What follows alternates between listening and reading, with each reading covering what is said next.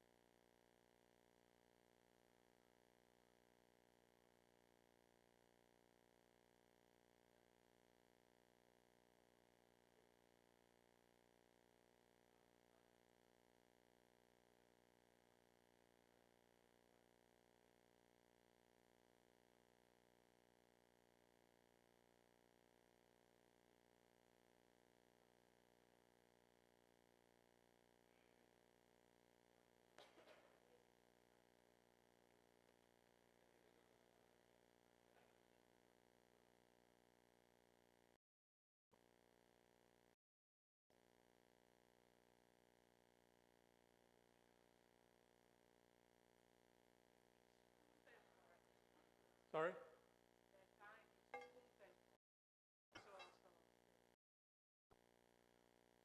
Is it officially cum tempora or unofficially? Unofficially, but then, let's say, it's always like this. We never write it. We normally write always Cum tempora. CT or Yeah. here. It's It's simple.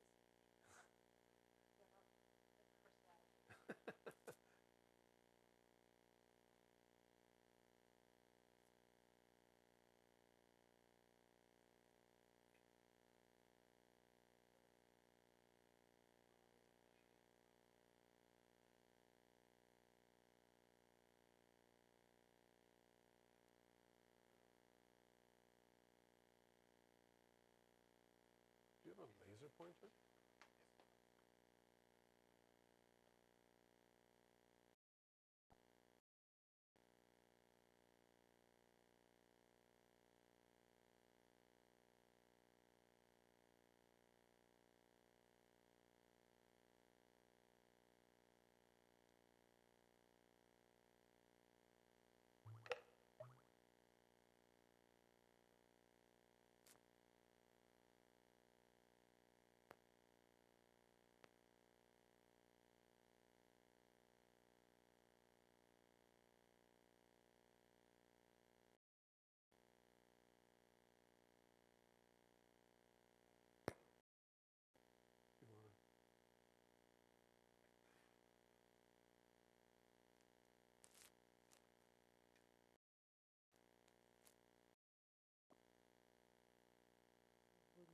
afternoon to everybody. I have the pleasure to introduce to you our today Professor Herbert Dreiner.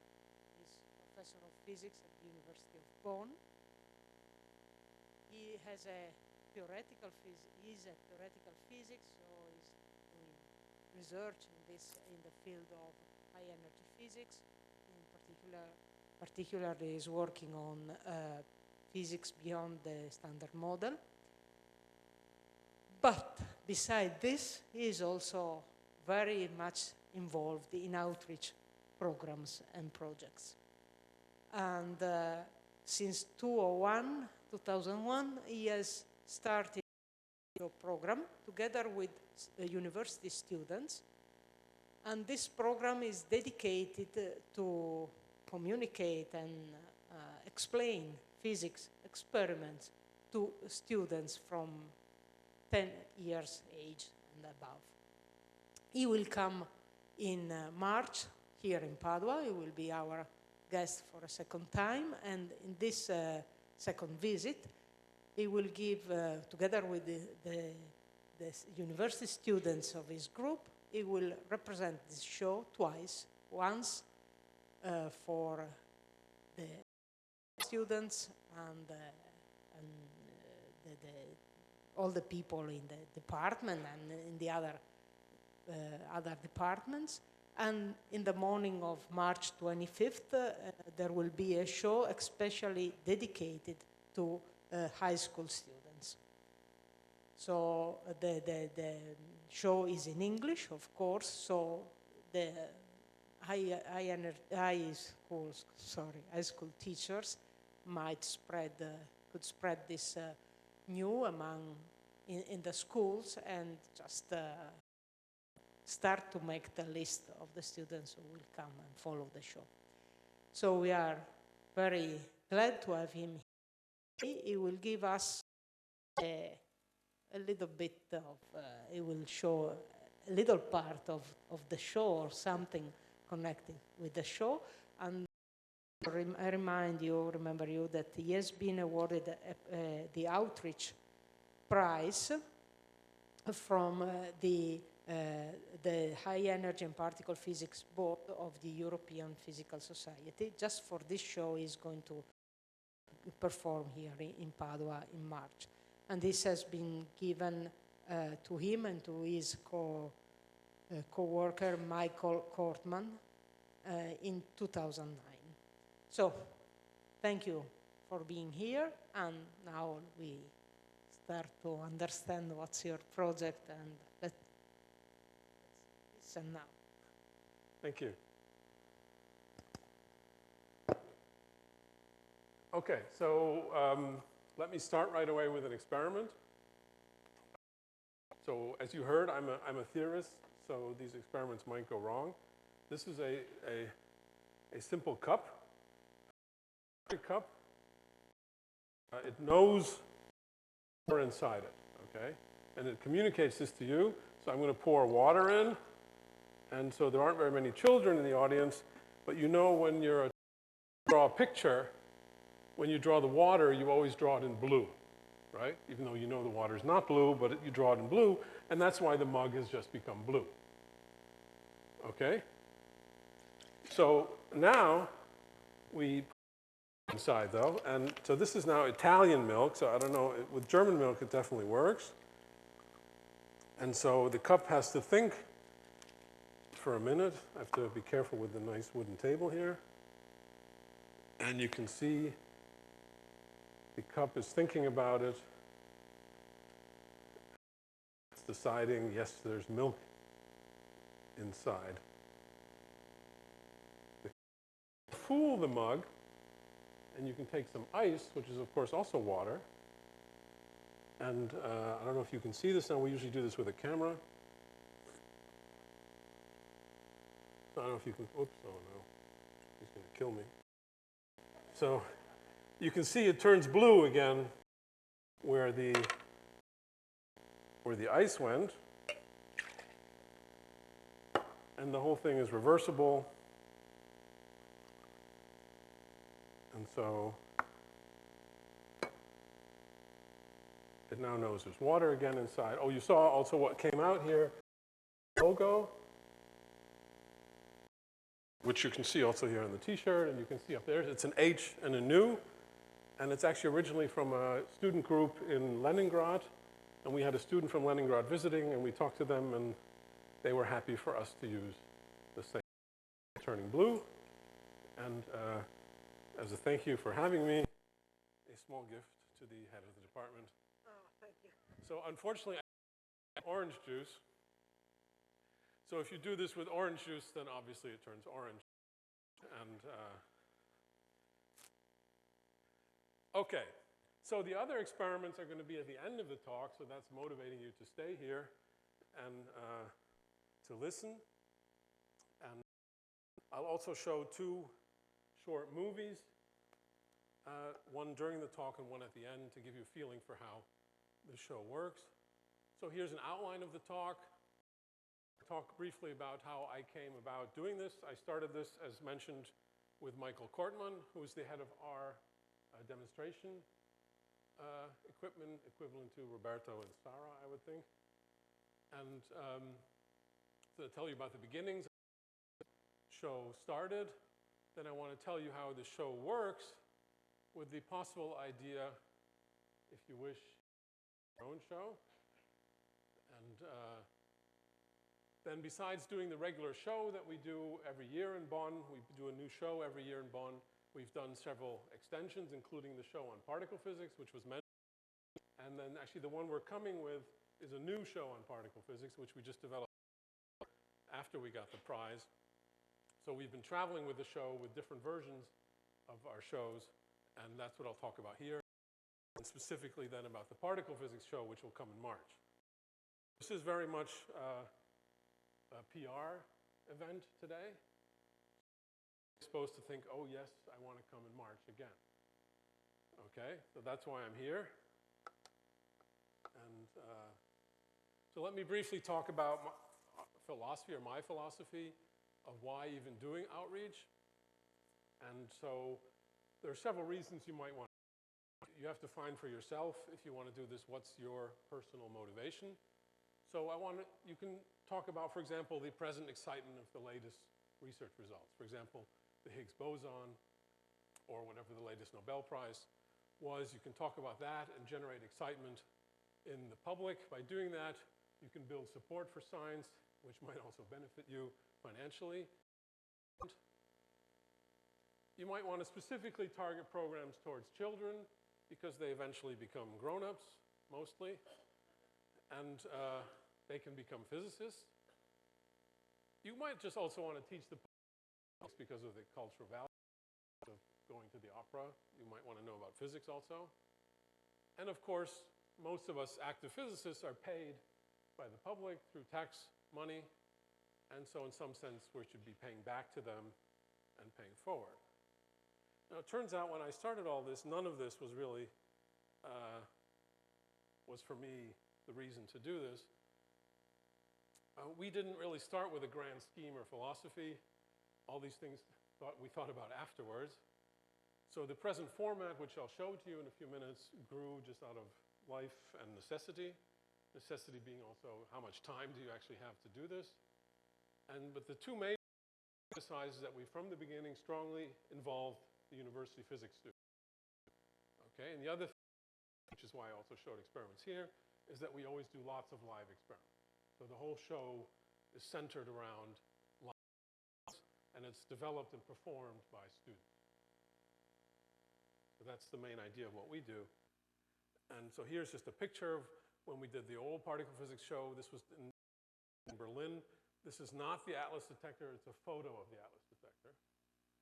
Okay, and right there, behind the balloon. And there was somewhere, so here's some supersymmetric particle, which actually exists, but I can't find the Higgs boson right now. There was a Higgs boson also. So this is a group of students that back then that we did this with. Clearly, and so maybe I should change, that's why I wanted to change the title. So it's a Bonn physics show, it's by students for kids, okay? So that's what we do. And as I said, we've been doing this since about December 2001.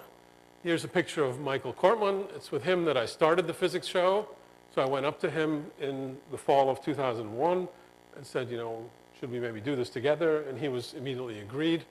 And he'll be here also in March.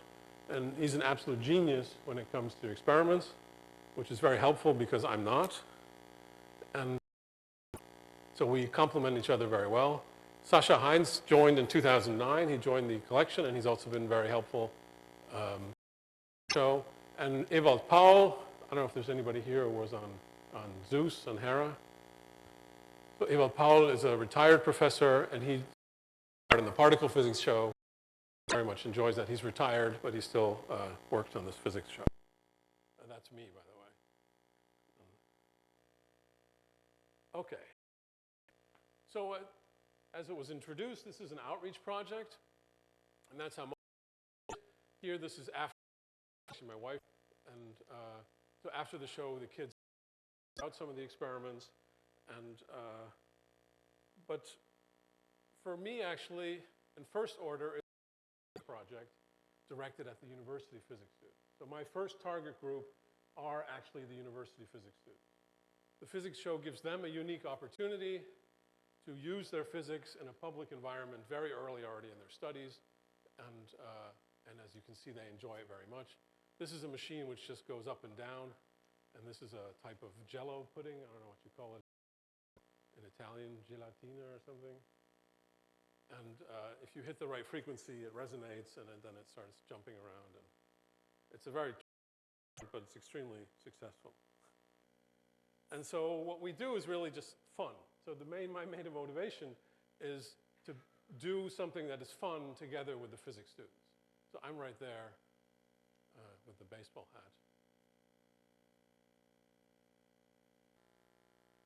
Okay, I've written a little bit about the physics show. So in the Physics Teacher, there's an article that basically tells you how it works. Then in the CERN Courier, there's an article about a specific show that we did in Munich. And this is a show, this is a journal called Science in School, which is put out by the big labs in Europe, European labs. They put out this magazine together. It comes out like 6 times a year. And it's projects related to outreach and schools. And we actually went into a school and did a physics show with the students from the school, which they then performed for their fellow students. Okay. So how did this all start? So I grew up in Williamstown, Massachusetts. Massachusetts is where Boston is. Williamstown, however, is completely at the other end of Massachusetts, a small village. However, in this small village, there is what the Americans would call an old college. I guess for you, that. It turns out, though, this Williams College is older than Bonn. So in Bonn, we're going to celebrate our 200th anniversary in 2 years. The reason was the old university was Cologne, and the Catholic University, and Napoleon closed down Cologne, and that's when Bonn was started. Okay, anyway, I lived in Williamstown where this Williams College was. My dad just actually is a physicist. He did college, well, he did part-time. Work was at a research lab, but he taught some lab courses at Williams College, and because of that, I was allowed to go into the collection of experiments at Williams College, which is very good. I enjoyed it. The Bonn students enjoy that just as much as I did. Then I did my undergrad actually in Bonn, it turns out, just by coincidence. And I then went to Wisconsin, which is, for those of you not an American, that's just north of Chicago. So I went to Wisconsin for my PhD. I was there from 84 to 89. As mentioned, I did my PhD in theory. I actually did my PhD in string theory. I don't know if I should say I'm ashamed to say, but okay. Anyway, I changed track after that. It was exciting, but I decided to do something different.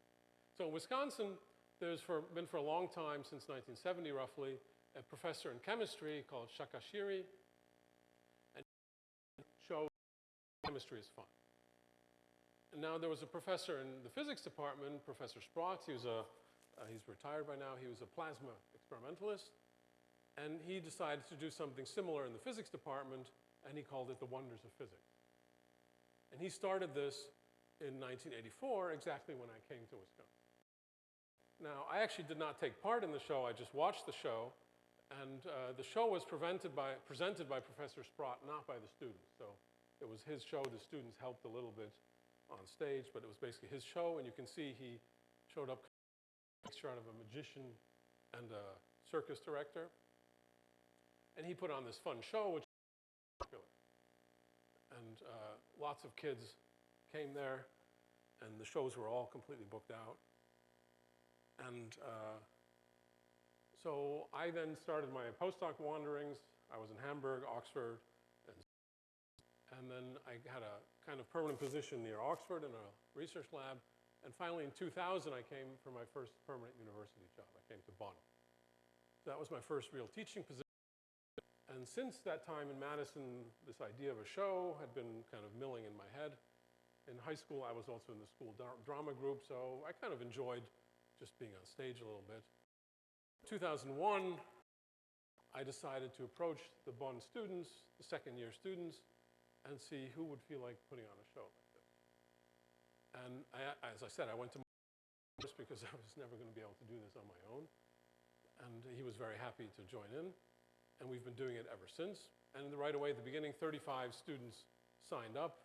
And we did our first show in November 2002 with about 15 students, and have been doing it ever since. Here's just an experiment which you can do. I don't know what Coke, Diet Coke, it's called in American and Italian. So in German, it's called Coke Light in English. If you put a normal Coke can into water, this is just a basin with water, it sinks. But if you put a Coke Light can into water, it floats. And this is why it's called Coke Light. Okay, this is actually true. There's no trick or anything here. So the reason is that in Coca-Cola, you sweeten it with sugar. And in Coke Light, you use artificial sweetener. And to get the same sensation of sweetness, you need a lot less of the artificial sweetener than of. And so that's why this can is lighter than this can. And it just turns out to be the difference to make it float. That's a coincidence, I guess. I mean, because there's, of course, there's a little air bubble inside. And, but so this is sweetened with artificial sweetener. They're both, macromolecules. They're very large, but you need a lot less. You can actually show this in a bottle. You need a lot less artificial sweetener. And that's why Coke. And this works with bottles, just with cans. Okay, so here's the crew of the first show. Here's Michael Kortman. And they gave this to me as a present, which is why I'm not on the picture. And it turns out every student here has by now been moved on to other things. So I don't know. I mean, we don't have any measure really of success, but in some sense a measure of success. They enjoyed doing outreach, but they also pursued a research career and were successful at it. Okay, so the basic idea of the show that we do is that the students present entertaining and educational experiments for kids aged from 10 to 99. They apply their knowledge very, very early. So they have all kinds of talents, the students that you don't know about as a professor. I mean, some of them speak French fluently. So we did a show at CERN once, which we actually did in French. So I apologize that the show here, but we've changed the show, and there's going to be 11 speaking parts in the show, and we just don't have 11 Italian speakers in Bonn, and despite all the ice cream shops.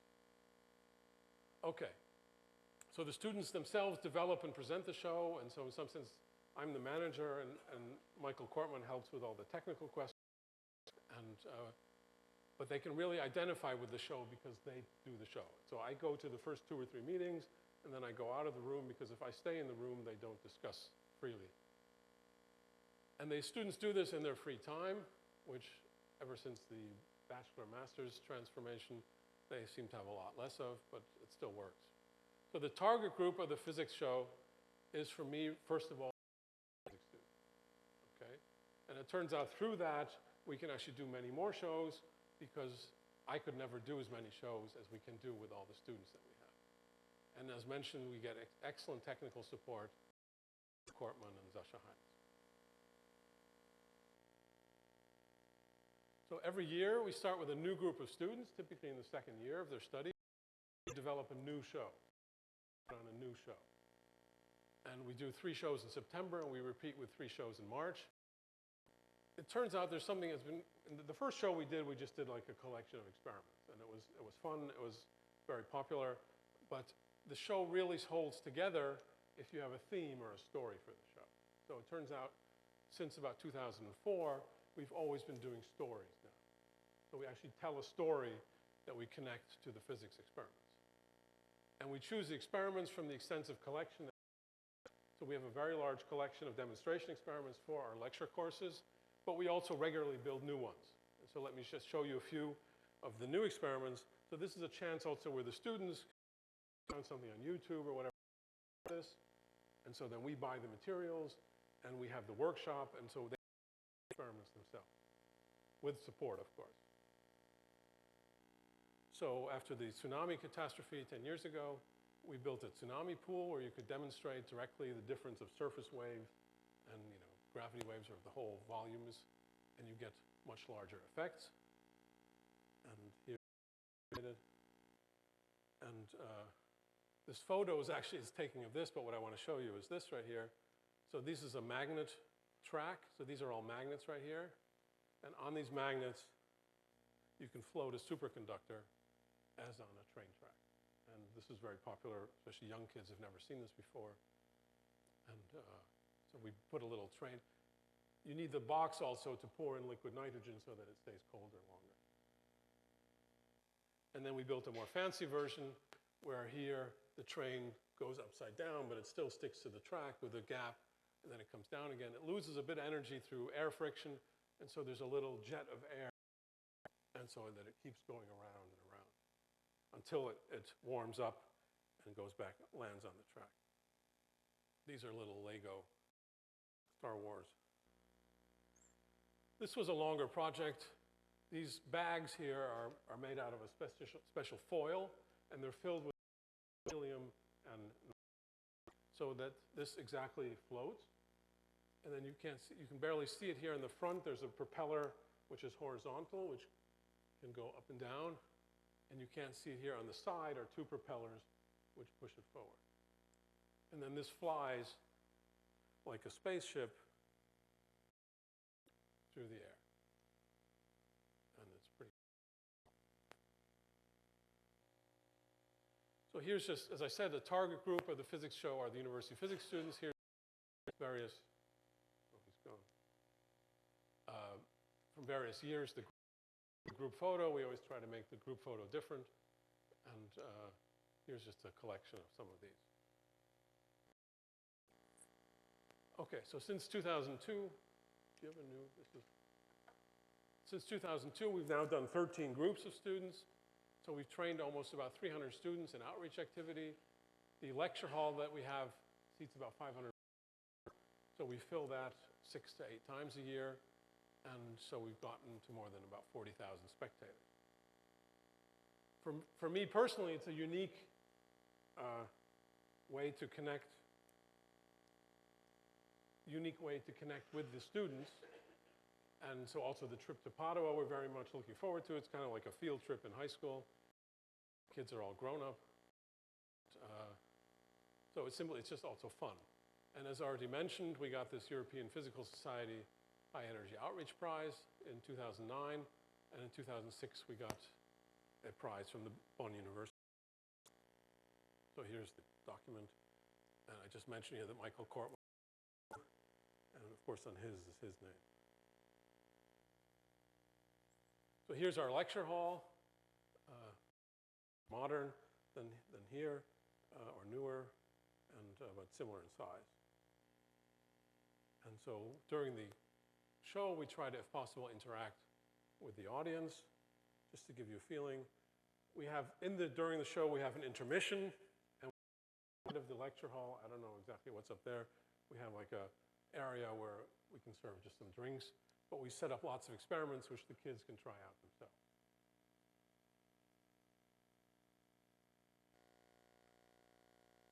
Okay, so as I mentioned, some details here about the show. The show takes about 2 hours, including the 15-minute or 20-minute intermission. We split the show into 4 or 5 physics sections, or depending on the story sections. We typically have 2 main characters, one woman and a man, who kind of have their adventure.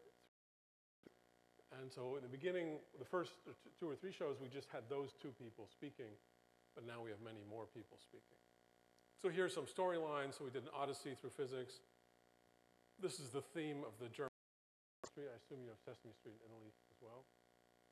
The kids show, with Big Bird and yeah. Then we did a time travel through the history of physics. Then we did episode 5, which is because that was the 5th show. Episode 5, the whole thing was set up as a computer game. Then we did the Hitchhiker's Guide to Physics. This was just very recent. We did a show based on TV and film. We had James show, and so that what you saw pudding, that was from the cooking show. And just the last show that we did was in 80 minutes through physics, and so the proponents traveled to Egypt, to China, to Chile, and to Iceland, and then to end up back in Bonn, solving problems and so on. So as I mentioned, in 2003, then properly in 2004, to introduce the line. And this turns out to be an essential ingredient. So for the kids, it's much easier to follow along with the show if there is a storyline. They can identify better with the show. And I have no systematic evidence for this, no metrics or anything. It's just anecdotal, but it's work. So there's a group of physics show people in Europe called Europhysics Fun, and they also propose this is to do storylines. When they do trainings for high school teachers and so on, which I've taken part in, we always emphasize that it helps to do a storyline, even if you just do a 30-minute show. And so we've done teacher trainings and physics shows, as I just mentioned. The storyline helps hold people's attention, especially the kids, and it also holds the whole show together. And we're all not very good actors. None of us, are professional actors, and it seems to not matter. Let me just say. Okay. So the question is whether you are interested in maybe putting on your own show. So there's a famous line from a movie in America: if you build it, they will come. I don't know if you know this movie, Dream of Fields, about the baseball in the Iowa. So if you put on a show, I'm pretty sure people will come. People have always heard in the back of their minds, physics experiments are fun and interesting. So if you offer something, the public will come, but I think if you offer something, the students will also come. Well, there are some students sitting here, I think. So you can go to a professor and say, we want to do this. I think the idea also scales. So you don't have to start with a 2-hour show, which is a lot of work. You might just start with a 15-minute show at an open day or something. Okay? And then you can see if you enjoy it, how much work you want to put in it, and so on. And you can start with experiments which you already have, and then you can build new ones and so on. There's lots of stuff on YouTube, which is easy to find. The collections differ widely. I haven't really looked at the collection here yet.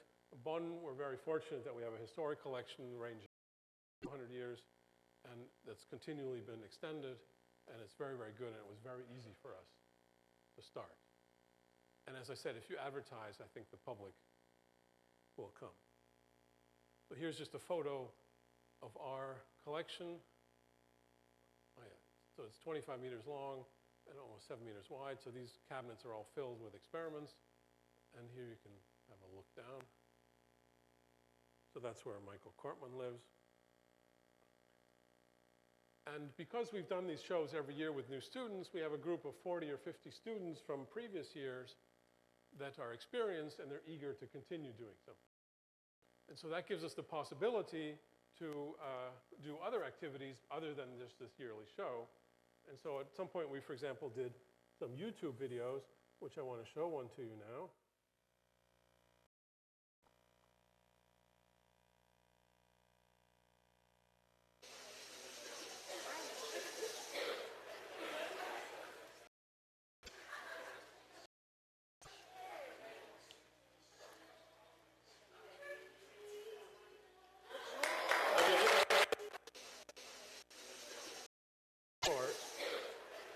it's an aquarium, which is filled with gas, which we don't always show in the beginning that it's filled with gas. And then a boat made out of aluminum foil.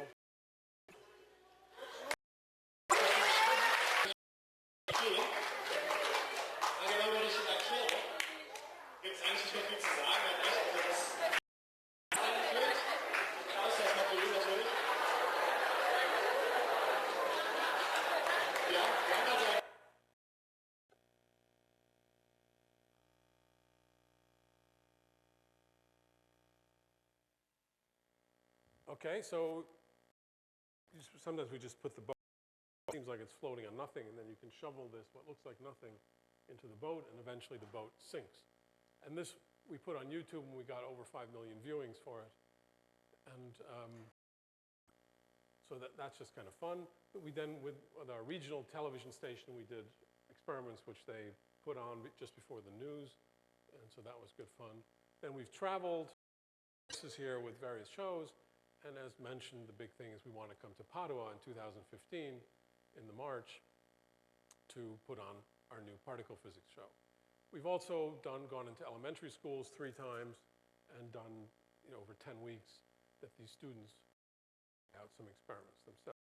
So this is all only possible because we have so many students in the department that enjoy doing outreach, that have done it before and want to continue.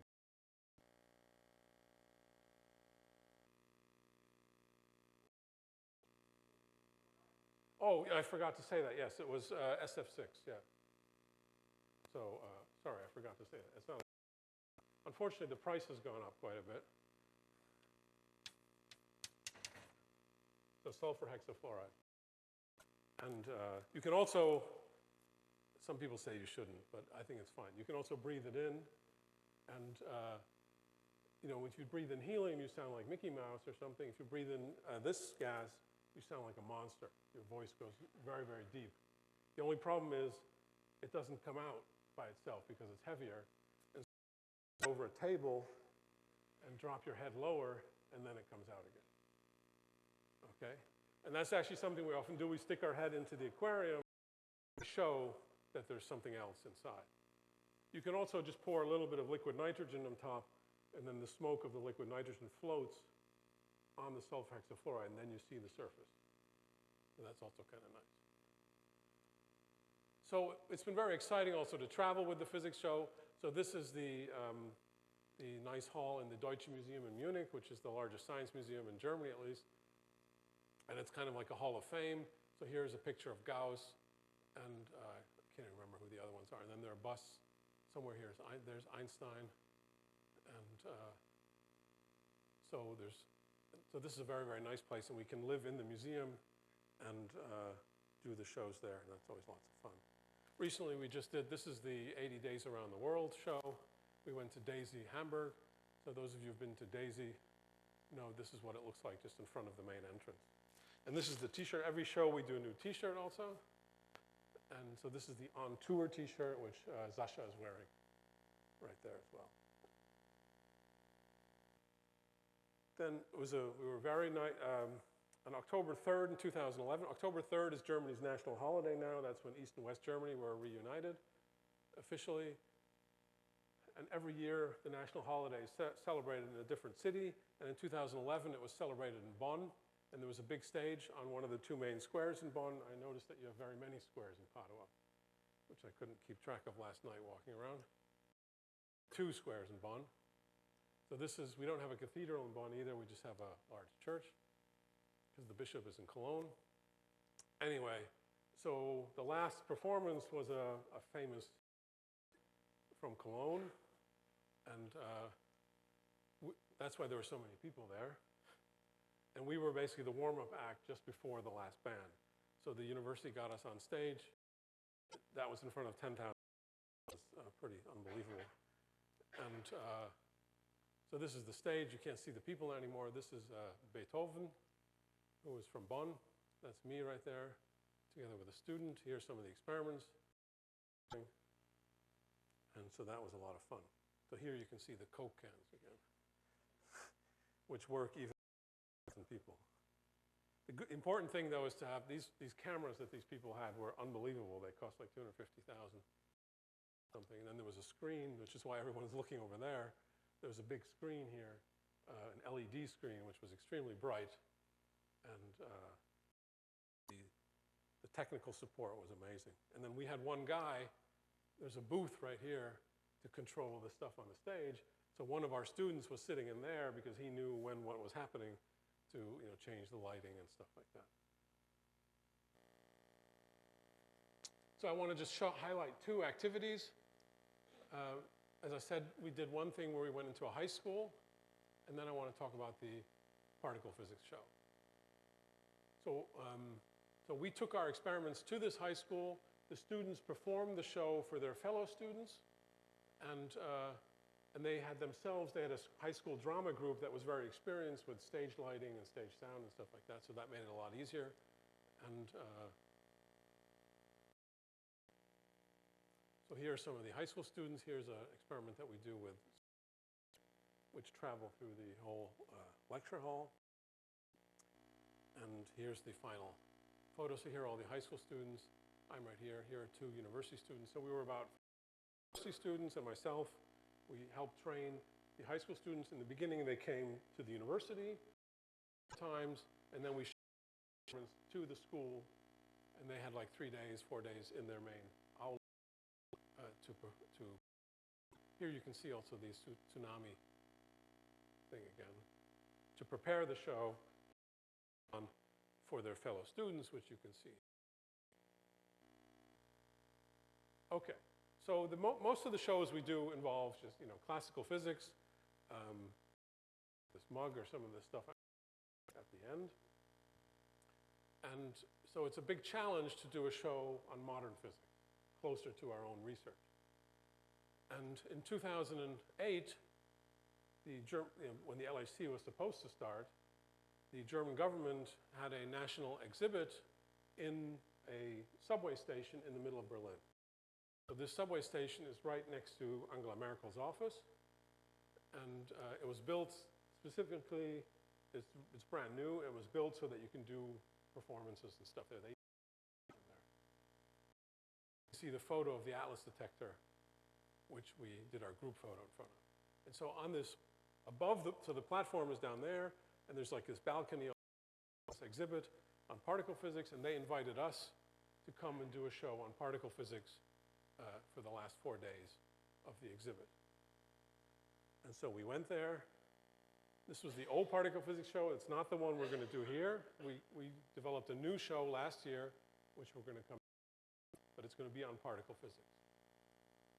So that old show was for like kids 14 or older. The new particle physics show, I would say, with kids, if they understand English, they can come like from age 10, I would say. So we did it in England, and kids from even age 8 came and really enjoyed it. The old show was a bit more of a lecture than a show. So we split it into 4 topics and then had experiments.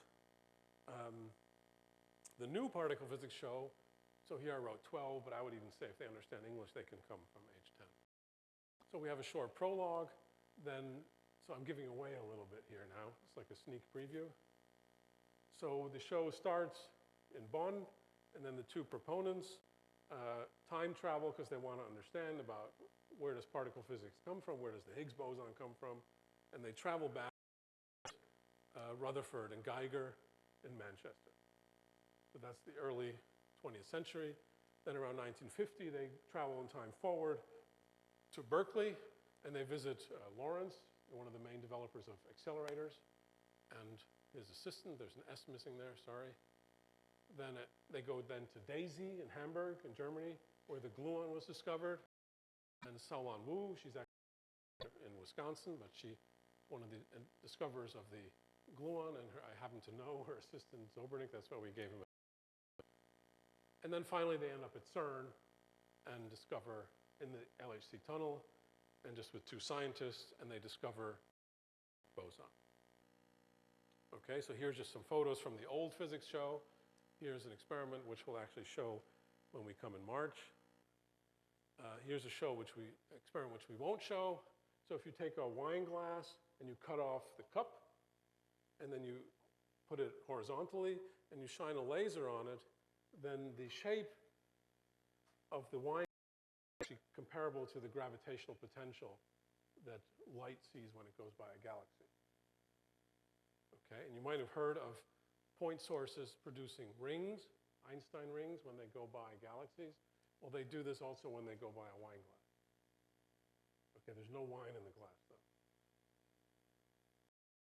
So that's a nice experiment, which you can do related to modern physics. Then, of course, expansion of the universe. So galaxies do not expand, that's why they're here on paper, and then just wavelengths. And then this is hooked up, and this balloon becomes about this big. And depending on where we are, we try to hook it up above the audience. And it's filled with confetti. And then at some point it's going to explode, but you don't know when. And so as I said, this balloon becomes pretty big before it explodes. Okay, so then the idea would be that you give it a go yourself. Let me show you a film that the students made. We performed that particle physics show, as I said, in Berlin, and then also in Munich. So we made a best of movie of that.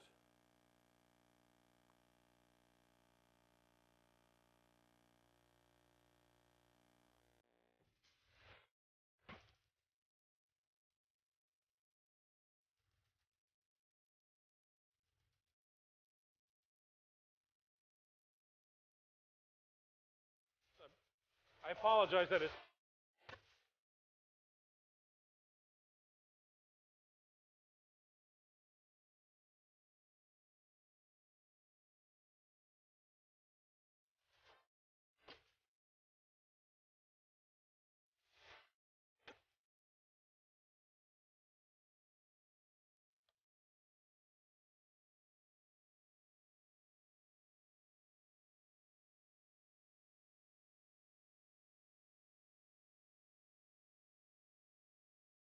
so that's the in Berlin.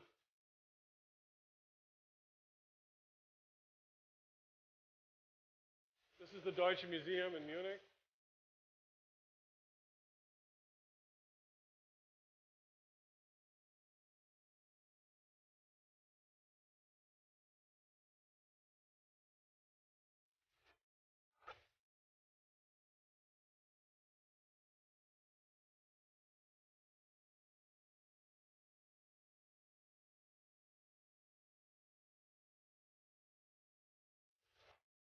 So it's hard to see, but that's the stage in Berlin.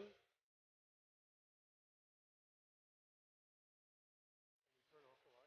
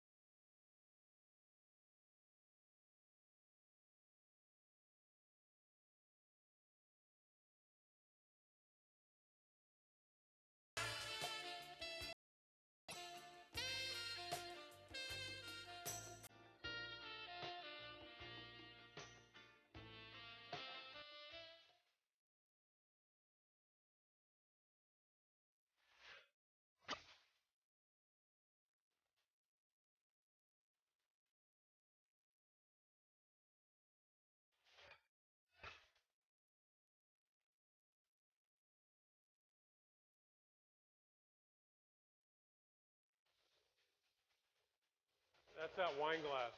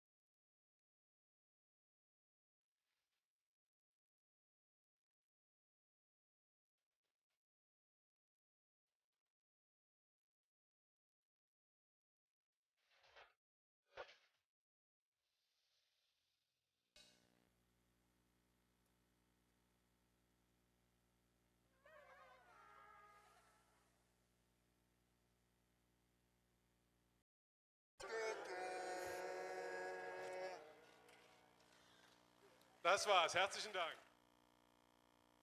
So the last part was the sulfur hexafluoride. And we're all still alive. So, so that gives you a little bit of a feeling for the show. That's why I wanted to show this film. And I'm going to show you just a few experiments. So this one you already saw. We do this experiment as an analogy for the Higgs boson. So this here is a magnet. And this is an aluminum tube, so this doesn't stick. And so this, if you wish, is our Higgs field. And these are our particles. And this is just, we call it a soulless piece of brass. And you put this in here. I don't want to damage the table. And it just goes through. The reason it falls straight through is it doesn't interact with the Higgs field. It's massless, and so it flies at the speed of light, which you just saw. Okay? Now this is a magnet, and the magnet, it fits easily, you can see. It's not jammed. And you do the same thing, and it takes a lot longer. The reason is because the magnet has a magnetic field. The classical physics is that you create eddy currents, of course you know. These, you lose energy, and then so you're losing part of your falling energy into this electrical energy, and that's why you fall a lot slower. And so this, if you wish, electron or top quark or whatever. Now, oops. I have to keep these magnets apart, otherwise they'll stick together. It turns out the University of Padua has a much nicer version of this experiment. So you can already see this is the start of a wonderful friendship. Your own physics show. So again, this is an aluminum pipe. This is a magnet. And I hope it doesn't break.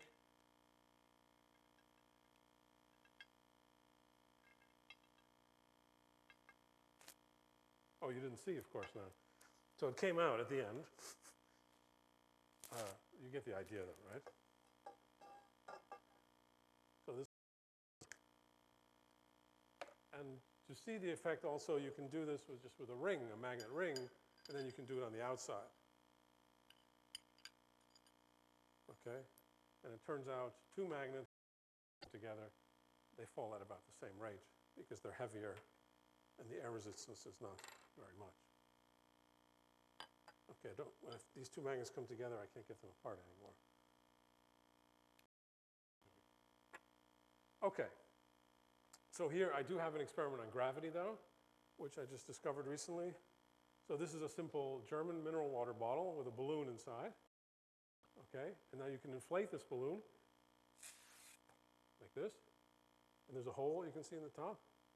And then when you turn it around, the air falls out. Okay? So this is reproducible. Okay, now you all know that in particle physics, the neutrinos are left-handed. Now it turns out that gravity is a spiral theory, a handed theory. So if you do this, I did it with my right hand, you saw, right? So now I'm going to do it with my left hand, and it's the other way around. Okay, and the air falls up. Okay? It's reproducible, as I said. And I'm sure this works with Italian bottles as well. Okay. So then, these you might know. So as you've heard, and there used to be an East Germany or a West Germany and an East Germany. And it turns out actually one of these is from East Germany and one is from West Germany. Okay, and you can easily tell by trying out. So I turn this one to the left, and it turns, and it's obviously from East Germany. Okay? So, because if you turn it to the right, it doesn't like that, and it turns back to the left. Okay, one, the capitalist one doesn't want to turn to the left, it turns to the right.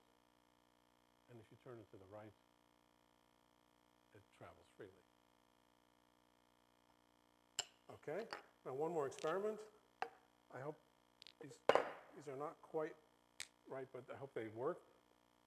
So these are 2 steel balls here from the Padua collection. I forgot the steel balls I had with me in my hotel room this morning. Backing up to come here. So these are 2 aluminum rails. So this is the magnet we saw before. It doesn't stick. So these are aluminum. You can see they're completely straight, as far as you can see. Okay? And they're also flat. So you can see it's flat. Okay, so they're parallel, flat. But the only difference is that this one is wide, obviously. So I'm going to go on to the narrow one first. And you bring these 2 balls together. So this is a colloquium. Okay? And so you bring them together, and they fly apart again. No big deal. Oh, these are also not magnetic. Oh, they steel though, but they're not magnetic. Now we go to the wider rails, and they suddenly become attractive. Okay?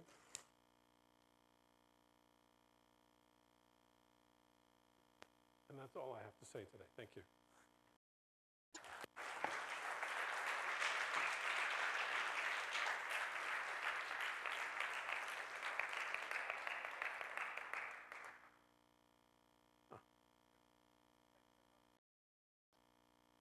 For presentation, I guess there are some questions probably.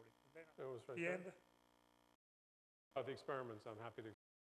Yes, I'm very familiar with the old Sprott experiments. I saw all of them over YouTube, and I encourage my colleagues to watch. They're very fun and full of great ideas.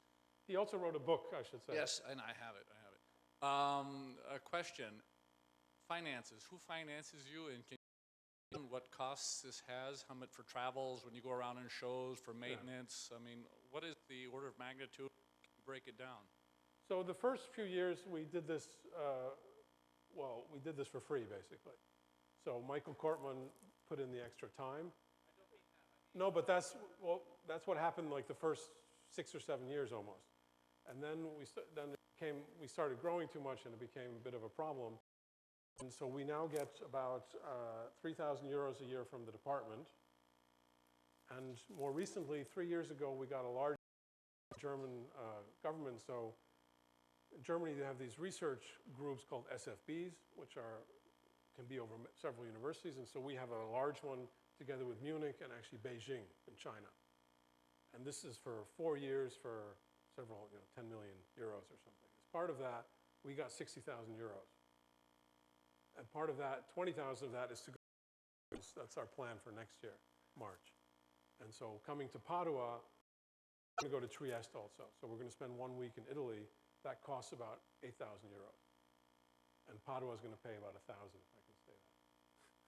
And Trieste is also going to pay about 1,000. But we have the money to cover the rest, just to give you an idea. But as I said, you can run a show for nothing, basically. How much time these people have.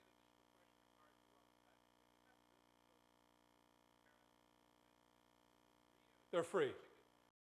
Reservation system so that we don't have to send people. It's the same they did in Wisconsin, so that we don't have to send people away. But the shows are for free. And the students also, we've changed also, the students do have it in their transcripts, but they don't get for taking part. But this way, at least it's written in their transcript, so in their CV they can say, I took part in this. But it's not part of the usual credits that they acquire.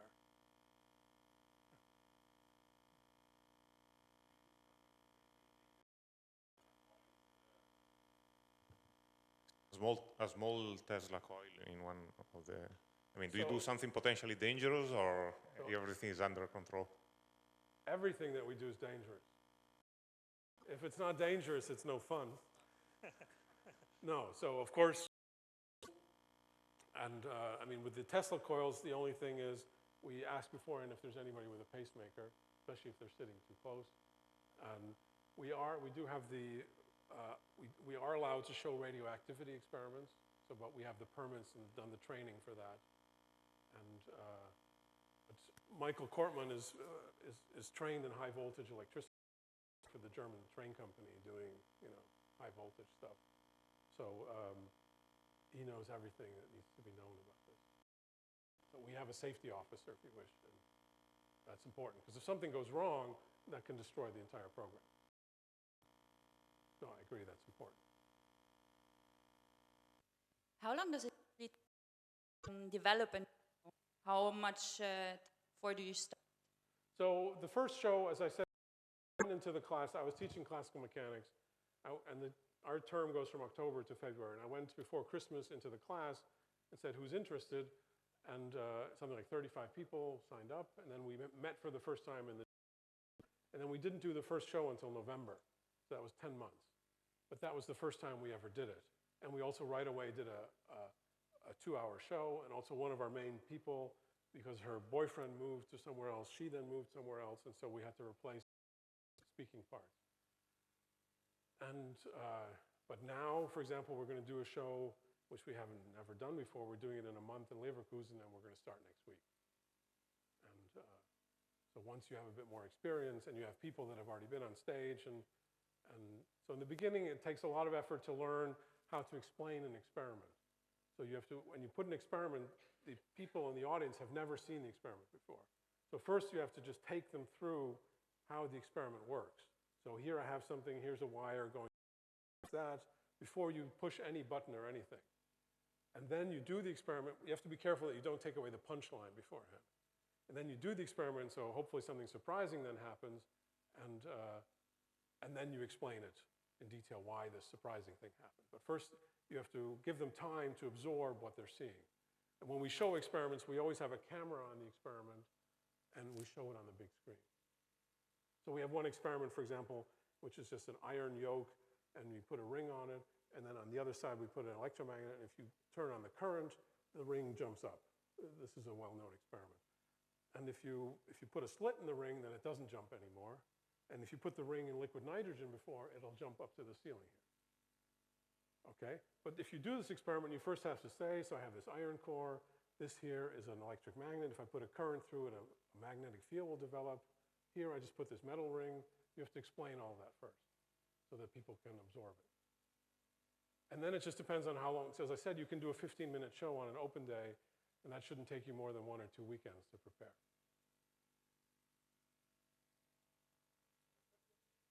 So nobody wants to know how this works here. So there's no trick involved here, unlike some of the other stuff I did. So actually, if you mark the balls with chalk, you can see this better. Let me just do one ball. And here you can see, because they're rotating over a fairly large angle, the kinetic energy is also translational energy. So they're actually moving fairly quickly.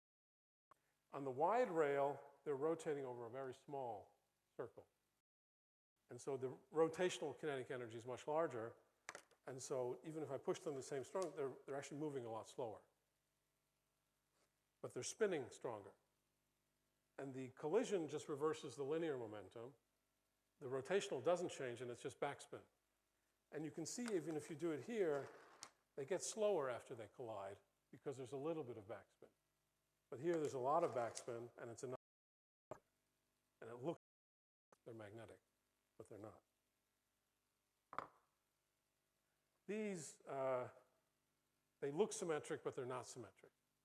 And so it looks like it's one piece of wood, but there's actually inside the wood angle, there's two weights inside. And then on the other one, it's the other way around.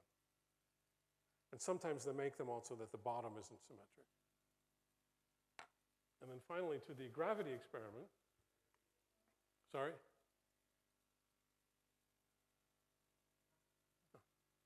So there's a hole in the bottle. Okay, if you keep the hole closed, actually it's impossible, you should know this as a physicist, it's absolutely impossible to inflate the balloon because you're roughly halving the volume, the pressure, which means you're doing 10-meter extra of water, which you can't do with your lungs. Okay, so you have to leave it open when you inflate it, and then you have to hold it. And then when you let go.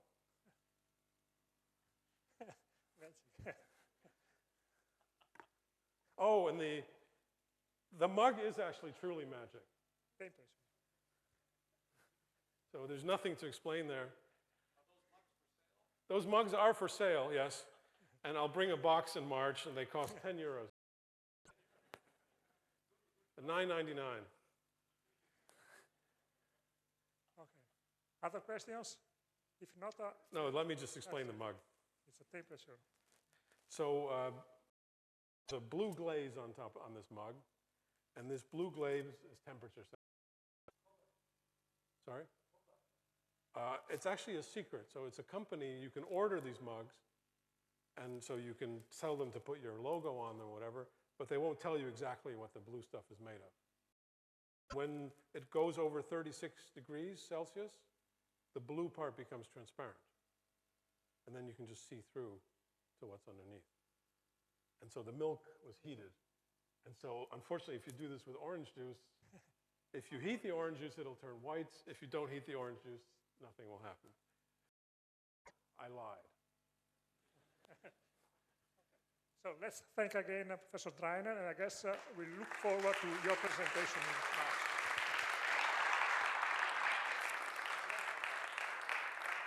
Don't forget to come in March and bring your friends and family, and it's very much also for non-physicists.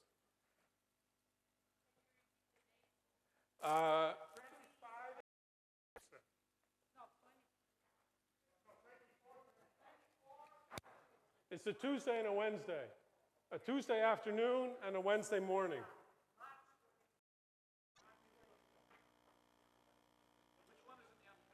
The Tuesday afternoon. The shows are identical. Identical, okay, Yeah. great. It's just that we're doing the one in the morning so that high school kids can come more easily. Thanks for.